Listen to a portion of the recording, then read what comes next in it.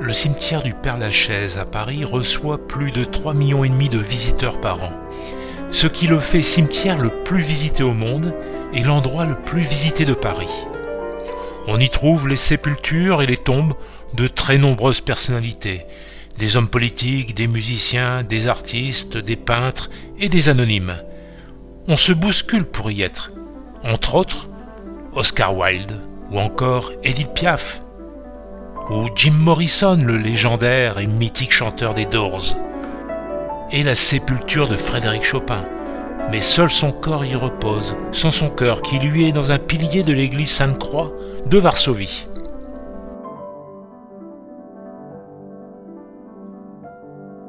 En 1804, le Père-Lachaise ne compte que 13 tombes, et il faut insuffler l'idée à la bourgeoisie parisienne de venir y séjourner définitivement. Alors, on transfère les dépouilles supposées de Molière et de La Fontaine, mais surtout celles d'Héloïse et Abélard, couple du XIe siècle, symbole de l'amour libre et de la passion charnelle interdite. Leur tombe deviendra un véritable lieu de pèlerinage. Un nombre d'historiens qui a contribué à sa notoriété, tous y sont inhumés, à l'exception bien sûr de Napoléon qui en avait pourtant émis le souhait.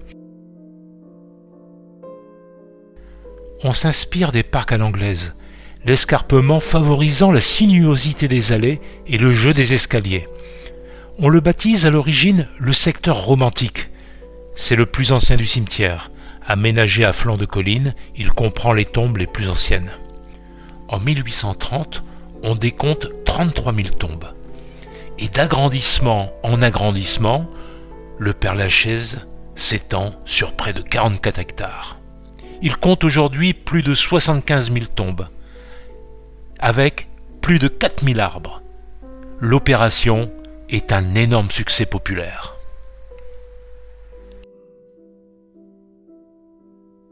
Comment ai-je pu laisser mon nom au célèbre cimetière, créé au début du XIXe siècle? Ce cimetière est construit un siècle après ma mort, en 1709. Je me présente, je m'appelle François d'Aix de Lachaise. Je suis né en 1624 à Saint-Martin-la-Sauveté.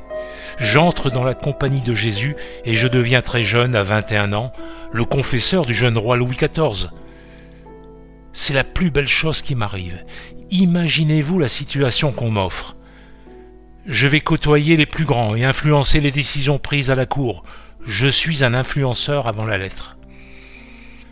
Je vis à la maison Professe dans le quartier du Marais, rue Saint-Antoine.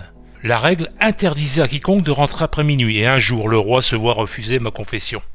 Alors, ni une ni deux, le roi m'installe dans une maison très confortable, avec un magnifique jardin, avec des arbres exotiques, des pièces d'eau et autres merveilles, sur l'une des collines de Paris, près de Ménilmontant. Ce lieu a pris plusieurs noms, de lieu-dit du Champ-l'Évêque, immense champ de blé, de légumes et de raisins cultivés au XIIe siècle, appartenant au Moyen-Âge à l'évêque de Paris, changé en monte-aux-vignes pour les cultures que l'on y réalisait alors. En 1430, un riche commerçant du nom de Regnault de Vendôme achète le domaine et construit une maison cossue. Une folie, la folie Regnault. Le riche épicier dépensait des fortunes pour y organiser des fêtes splendides. Voilà l'origine du nom. Et lorsqu'en 1652, la maison accueille quelques heures le jeune roi Louis XIV, venu assister sur ses hauteurs à la lutte engagée dans le faubourg Saint-Antoine entre le maréchal de Turenne et le prince de Condé, en mémoire, les jésuites nomment Mont-Louis leur lieu de retraite. La ville de Paris achète en 1804 l'emplacement pour y installer sa première nécropole, nommée le cimetière de l'Est. Mais les Parisiens ont vite fait de le rebaptiser du nom très populaire et cher à leur cœur, le Père-Lachaise. En ma mémoire, le château des Jésuites n'existe plus, la chapelle du cimetière occupe son emplacement. L'entrée principale du parc des Origines est aujourd'hui celle du cimetière. Moi, vous pouvez venir me rendre visite dans le Marais. Entrez dans l'église Saint-Paul-Saint-Louis, tout près de la rue Saint-Antoine. Allez dans le chœur et soulevez la trappe de forme carrée, proche de l'autel, dans l'allée centrale de l'église. Malheureusement, cette crypte est très rarement ouverte. On peut y lire sur une plaque à côté de noms illustres, le mien, Lachaise d'Aix François, dit le Père-Lachaise. Lorsqu'on effectue des travaux sur le règne de Louis-Philippe, les cercueils pourris s'émiettent. Entre 1880 et 1905, on regroupe dans un caveau les squelettes en plusieurs couches superposées, les pieds contre le mur, et on fixe à une paroi, autant que possible par ordre chronologique, les 177 plaques de plomb. Je repose toujours dans cet ossuaire.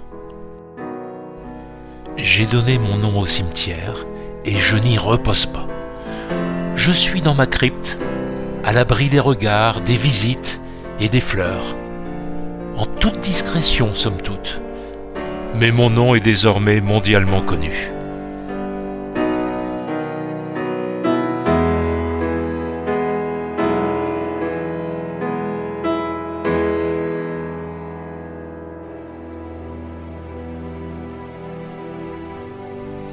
Je vous remercie de votre écoute et n'hésitez pas à vous abonner à notre chaîne YouTube pour suivre nos prochains épisodes et nos nouvelles aventures.